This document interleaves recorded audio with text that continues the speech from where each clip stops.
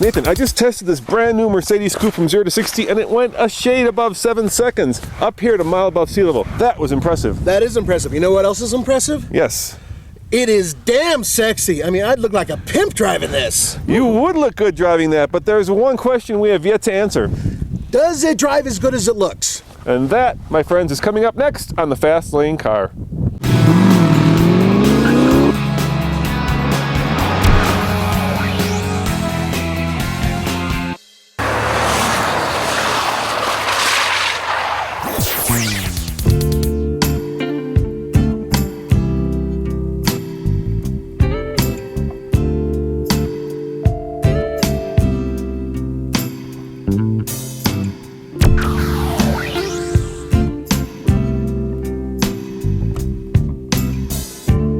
Alright guys, so under the hood is a 3.5 liter V6 that's mated to a 7-speed automatic transmission. It puts out 302 horsepower and 273 pound-foot of torque.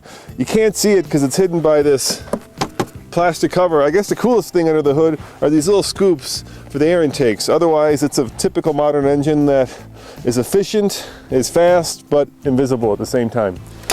This car is so above my head when it comes to class. It actually makes me feel good because I love looking at it and I could never dream of owning it. That's a good thing for you guys out there who are interested in this car, especially when you look at the front end. The new sophisticated lighting system up front, LEDs and everything else, oh, beautiful. And it goes all along the side. It actually has the same silhouette as the old E series. But if you come over here, this is huge. Look at this line, how it traces upwards. It is so classy, kind of has like a Bentley feel to it. And the rear end, Roman and I are kind of looking at it two different ways. I think it's classy, he thinks it's kind of boring, but you know what? Mwah! It deserves that because that is a nice German ass.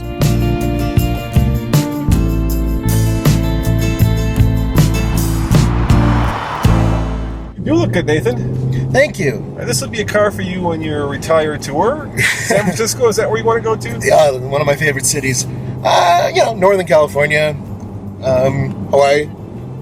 And Detroit. especially with the all-wheel drive, it's a car you can drive in San Francisco and here in Colorado, given the right tires. This is really a car for guys or gals who are going to golf when they retire. They want a really big panoramic roof and they want the sophistication of something that rides like this. It's such a wonderful car. Just creamy, smooth. Makes me feel like I'm worth something. Yeah, I mean, the three words I would use are smooth, Yes. number one, sexy, Yes. especially from the outside, and silky. Really? Yeah. I would use the word elegant. I think elegant is, you know, when you look it up in the dictionary of automotive, You get a picture of dumb, this should be there. And I know that there's a bigger engine available, and I know that there's a sportier version available. I'm not referring to those. I'm referring to this car the exact way it is with this V6, which is what, 302 horsepower, right? Yes. That's not a ton when you're talking about a relatively large German car, but it's enough. It's enough in this car to really scoot it along, and it has such a confident edge about it. The interior of the Mercedes is very old school, and what I mean by that is traditional. There's a lot of fine wood here. There's a lot of interesting textures, expensive looking parts and buttons. It's like Nathan just said, you feel like there is a special occasion when you get inside the Mercedes. Having said that, some of it's a little too traditional. The screen's too small, these little goofy buttons on the side, I don't get. They feel like they're from 1990. But overall, when you sit in the thing, you feel like you've spent a lot of money and you feel like you're rewarded for that. Nathan, this Mercedes competes with cars like the Audi A5, and they're all pretty tight, but it's exceptionally tight back here. Yeah, the roof slopes back really, really rapidly here, so if you're over 5'9", I would imagine you'll have a problem with headroom. There, well, God, I can't get my hip. There we go. Oh, Tommy, you mean little man. That's See, it's a nice not feature. stopping. It's a nice feature. No, it's a bad feature. See here? Oh, look, it hit your... And then it moved forward a little bit. Yeah, the Germans figure these things out. Yeah, but there's a problem. Yeah? My feet are now stuck underneath. I can't really move them. You know what the best thing about being in the back seat is? What? Getting out of it. Move forward. Move, I say.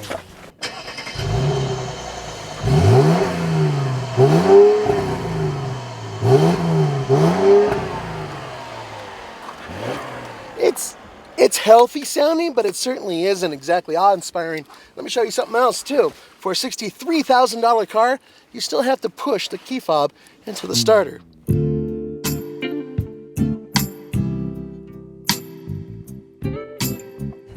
When you're going through corners, you feel like, okay, I don't want to push it too much, but when you do, it still grabs. That all-wheel drive, magnifique. Yeah, and the ride comfort is just almost perfectly dialed in, right? It's not too hard, not too soft. It's got that magic German ability to convey what the road is doing without conveying the harshness of the bumps or of the cracks from the winter snow. You know, it's really amazing how the Germans can dial a car in that precisely. Well, especially by having, this is a regular suspension. There is no button where you're going to be able to push it and go to some sort of comfort mode. It doesn't exist in this car. It is what it is, as is, and I like that. I like the fact that it is so easy to work with and it's already perfectly modulated. Folks, I want to show you something very interesting back here. Not only are you able to fit about 2 golf bags in here, but pulling these handles, you can actually lower the back seats. Not all cars do that in this class. And in this particular case, you can get a cross between a human being and a giraffe in the back, if you notice, right there.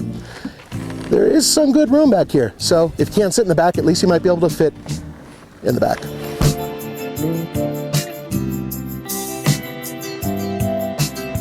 And you know what? Roman and I discussed this recently. There are very few cars that can pull off the color white and look really, really good. This is one of them. This is one of them, by far. It is a very pretty car in white. And actually another car that's very, very pretty in white is the A5. Interesting, because I think they compete with each other directly. And even though I would take an A5 over this just a little tiny bit, partially because, well, there's a manual option, I still think that this is just a terrific car. Feel it, just that surge. So perfectly torque. Effortless torque. Effortless torque, yeah. And it's not a torque monster either. I mean, it really doesn't have a ton of it. So I'm really impressed by it, and I love the all-wheel drive, and I love the steering weight. It's just right. Great car. Wonderful car to drive.